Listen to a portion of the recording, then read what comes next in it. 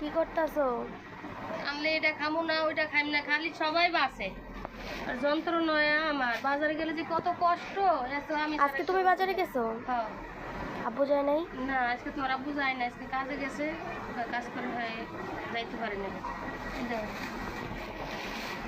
কি খাইবা? 80 টাকা কেজি বেগুন, সব জিনিসই 80 টাকা। 80 টাকা কেজি? এত? 20 টাকা কেজি। আল্লাহ, মানুষ কি খাবে? কত দাম। বেশি খাইবা না, বুঝছো? কত? আর রান্না কি আমি করি না তুমি করো? তোর আব্বু কয় তেল কম খাইতে, তোর ভাইও কয়, তাহলে আমিও কইলাম একদম দিব। এগুলা কি কি সিসিং দুন্দুল না?